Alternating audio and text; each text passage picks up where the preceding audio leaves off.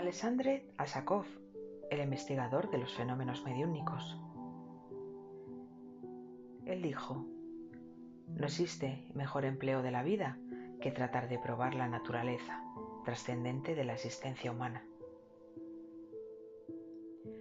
Entre los científicos grandes que se hicieron célebres en la investigación y análisis de los fenómenos espíritas en el siglo XIX se destaca la respetable figura de Alexander Asakov, médico, doctor en filosofía, periodista, editor e investigador de los fenómenos espíritas, y también un gran diplomático y consejero de Estado en la corte del zar Alejandro III de Rusia.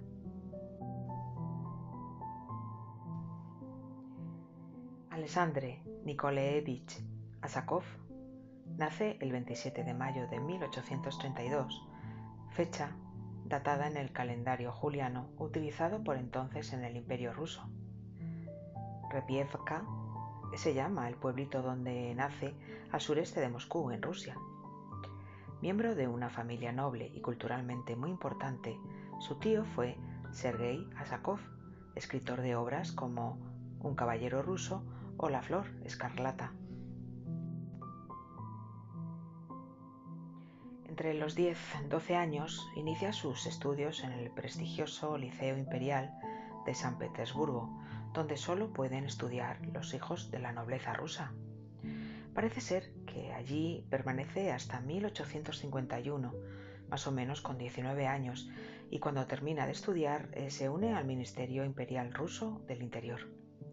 En 1858, el gobernador de la provincia de Nizhny Novgorod le ofrece un puesto en la Oficina de Propiedades del Estado del gobierno local como asesor de su división económica. Entre los años 1868 y 1878 trabaja como miembro en la Cancillería de Su Majestad Imperial y se retira como consejero de Estado, por lo que tiene derecho a que le llamen Su Excelencia. Sabemos que contrae matrimonio con Sophie, pero desconocemos si ha tenido descendencia.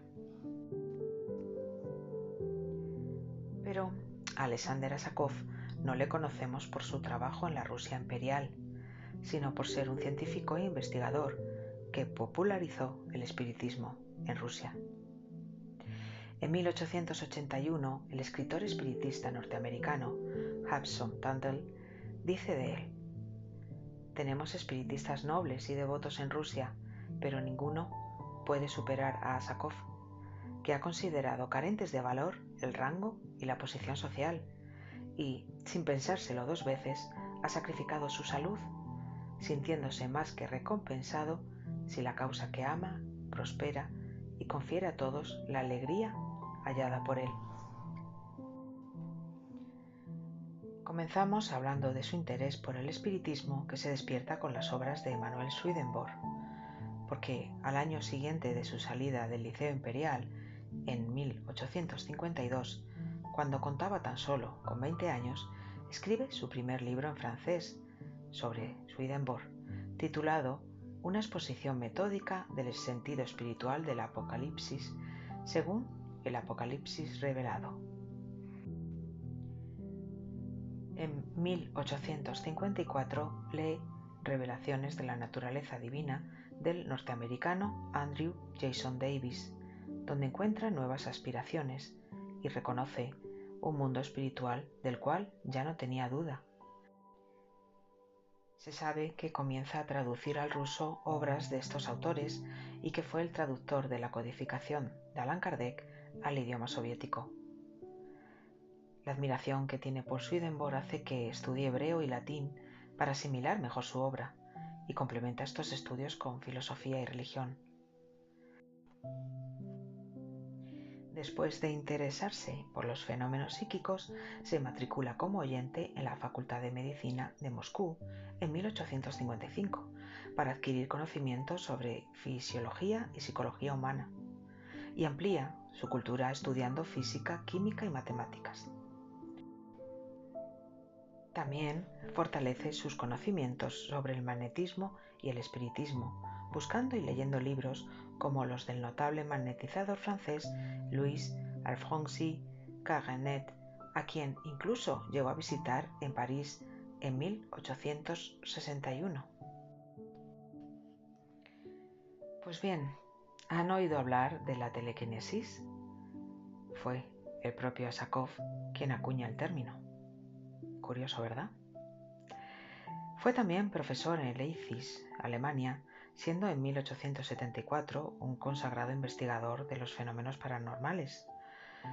Y en esta ciudad funda el periódico Psychische Studien, que edita durante muchos años y que llega a ser considerada una de las mejores revistas sobre espiritismo.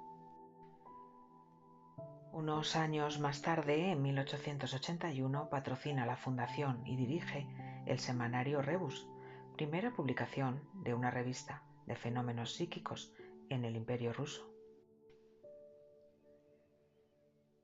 En mayo de 1875, Dmitri Mendeleev, químico ruso que realizó la primera tabla periódica, propone crear una comisión en la Universidad de San Petersburgo para estudiar las prácticas espiritistas en el entorno privado, así como entre determinados científicos. Los hombres que se eligen para esta comisión son la mayoría académicos de bajo nivel o asistentes de laboratorio que trabajaban en la universidad. Todos sin experiencia y ninguno espiritista, se decide pedir ayuda, así que son invitados, aparte de Alexander Asákov, el químico Alexander Bulerov y el zoólogo Nikolai Wagner. Es el propio Asákov el encargado de buscar a los médiums, así que pone anuncios en la ciudad sin éxito alguno, por lo que tuvo que recurrir a medios profesionales pagados por él.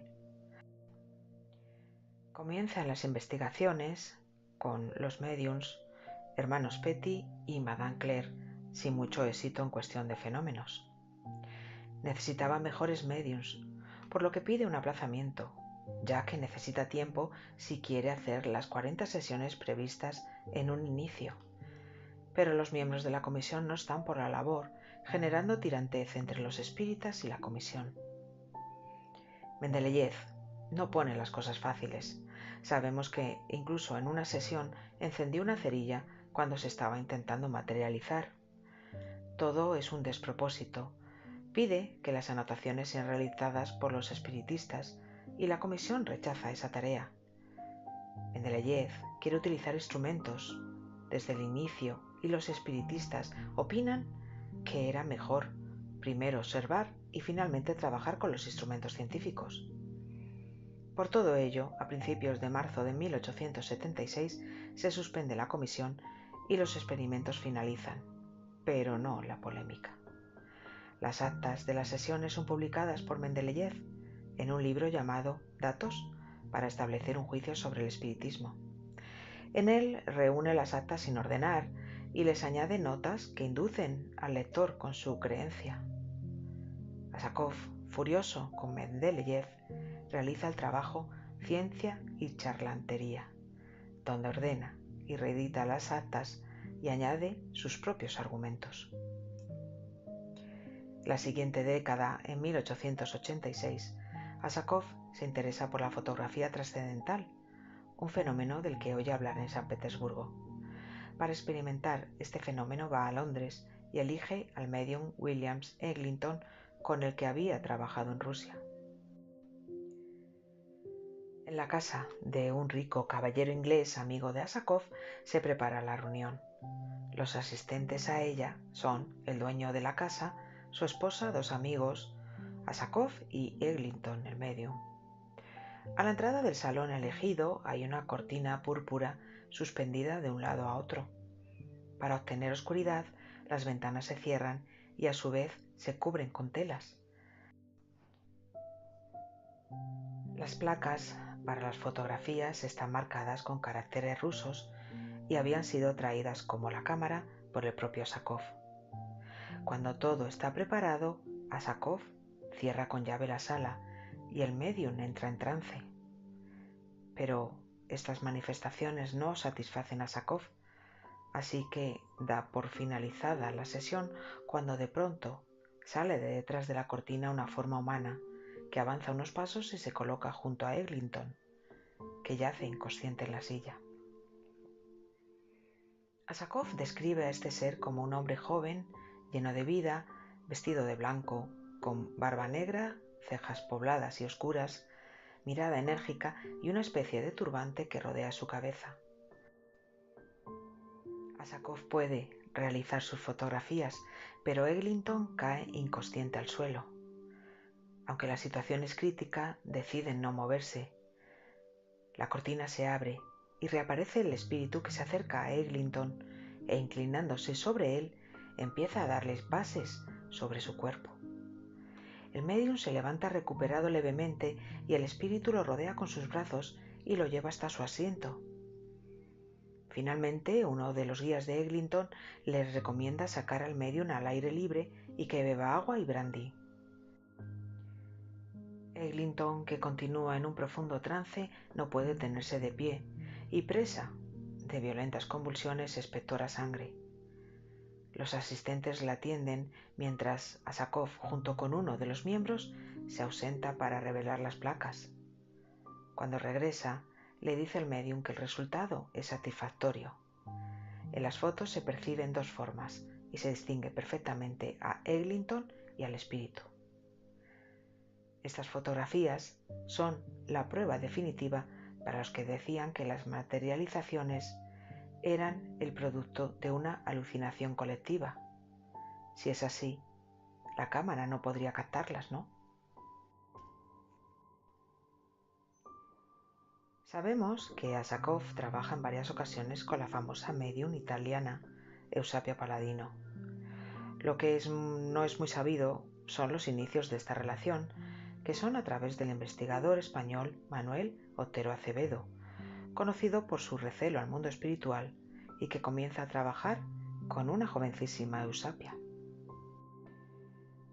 Estudia a la medium durante 3 meses en Nápoles, siendo testigo de las impresiones en yeso de caras y una impresión a plena luz de unos dedos de niño de apenas 1 año, en la que incluso se puede apreciar las líneas de las huellas.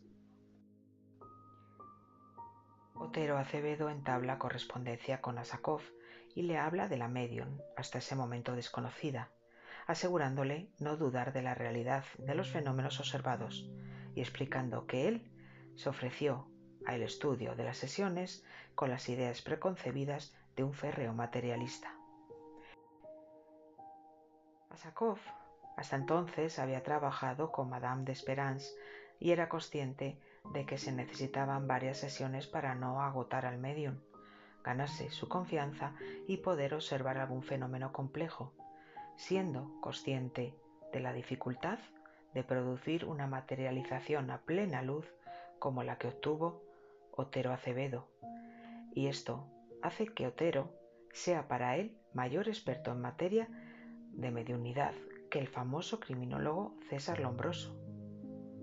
Este convencimiento, y no la conversión de Lombroso como se piensa, es la que anima a Asakov a organizar las sesiones con Eusapia Palladino en 1892 en Milán. Y un apunte importante a tener en cuenta es que 3 autores materialistas que se iniciaron con Palladino cambiaron de convicción al aceptar la existencia de la mediunidad. Estos fueron Charles Richet, César Lombroso y Manuel Otero Acevedo. Llega un momento importante en la vida de Asakov, que es la publicación en 1890 de su libro Animismo y Espiritismo, en 2 tomos y en alemán. Digamos que es una fusión de todas sus excepcionales investigaciones, experimentos y observaciones científicas en el campo espírita.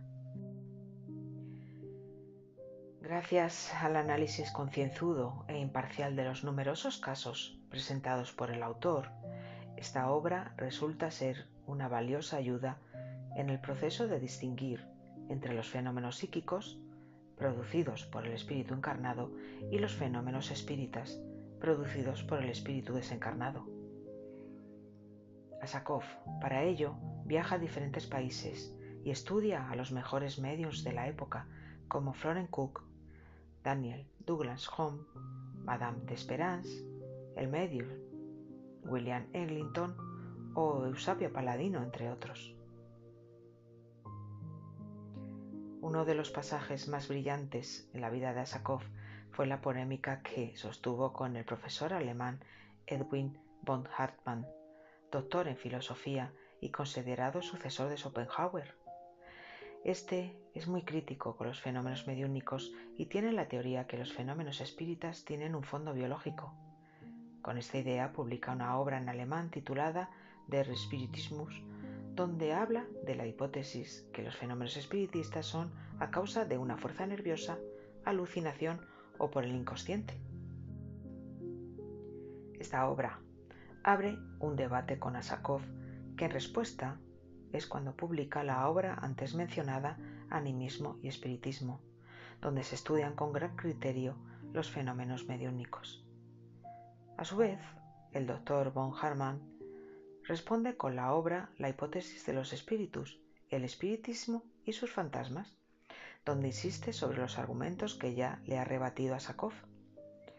Lamentablemente, la enfermedad de Asákov no le permite contestarle y se compromete en su lugar el sabio alemán Karl Durkheim. Poco después, en 1892, en Milán, Italia, es llamado a participar con una comisión de profesores en numerosos experimentos con medium famosos como Eusapio Paladino para atestiguar la veracidad de los fenómenos espiritistas observados en la oscuridad, donde, al parecer, Asákov realiza un informe brillante. Esta comisión estuvo compuesta de filósofos, físicos, astrónomos, científicos, médicos como Charles Richet o criminalistas como César Lombroso, quien parece ser se arrepiente de su creencia materialista y acepta las manifestaciones espíritas. Asákov también es conocido por el libro Un caso de desmaterialización parcial de un médium, publicado en 1896. En esta obra aborda el fenómeno de la materialización. En él cuenta la investigación que hace a una sesión realizada el 11 de diciembre de 1893 en Helsingfors, Finlandia, donde se atestigua por la vista y el tacto un fenómeno impresionante como es la desmaterialización parcial del cuerpo de la médium Madame d'Espérance. Algunas fuentes dicen que el investigador estaba presente, pero en el libro que escribe con los pasos de la investigación que realiza este fenómeno, cuenta que la médium pidió a una asistente a la reunión, a la señora Held, que escribiera una carta a Asákov y en ella le contase todo lo sucedido ese día. Ella cuenta cómo llegó la médium, se acomoda y comienzan los fenómenos. También su situación en el semicírculo de 15 asistentes y cómo esta posición le permite ver por el espacio abierto en la cortina a la médium en todo momento. La señora Held le cuenta cómo percibe que Madame d'Espérance se pone nerviosa manoseando su vestido. La médium pide a uno de los asistentes que le dé la mano y apoyándola sobre su vestido a la altura de las piernas, comprueba con él que éstas no están. Pero curiosamente, esta palpación le produce un dolor agudo. Aún así, ella pide a varias personas que comprueben este fenómeno. Finalmente, al cabo de unos 15 minutos, sus piernas se restablecen. La señora Held dice que ve cómo el vestido de Madame d'Espérance se hincha y cómo sus pies reaparecen cruzados como estaban antes del fenómeno. Cuando recibe esta carta, Asákov decide hacer una investigación exhaustiva y, a pesar de su estado de salud, viaja a Helsingfors para entrevistarse con los testigos, ver el lugar donde se realiza la sesión, incluso para comprobar qué luz había, por ser este un fenómeno único. Así pues, que el 18 de febrero de 1894, 3 meses después de los hechos, emprende un largo viaje hacia Finlandia, donde lo reciben el señor Selin y su esposa, dueños de la casa donde se produjo el fenómeno. Ellos tienen el salón dispuesto tal como estaba el día de la sesión y también reúnen a varios de los testigos para que le cuenten a Asákov lo que recuerdan de ese día. Después de un trabajo de investigación, emite sus conclusiones. Nunca hubo fraude por parte de Madame d'Espérance. Si queréis saber más de esta indagación, encontraréis más información en el libro Un caso de desmaterialización parcial, escrito por Asakov. Después de una larga enfermedad que lo deja paralítico y ciego de un ojo, desencarna en San Petersburgo el 4 de enero de 1903, hace ahora 120 años. Y no puedo más que quitarme el sombrero ante este polemista temible y escritor delicado. Parece ser que tenía un carácter amable y una voluntad de hierro que hace que se haga grande frente a los obstáculos. Recopilando información para esta biografía, me encuentro ante un hombre que tiene una gran pasión por el ideal espírita, que es muy inteligente, muy activo y que con su dedicación a la investigación de tantos y tantos fenómenos hace que no tengamos duda de la autenticidad de todos ellos. Hombres como él, que en el siglo XIX sacrificaron su vida, su dinero, su prestigio y su honor por el espiritismo, no fueron muchos, pero fueron muy grandes. Muchas gracias.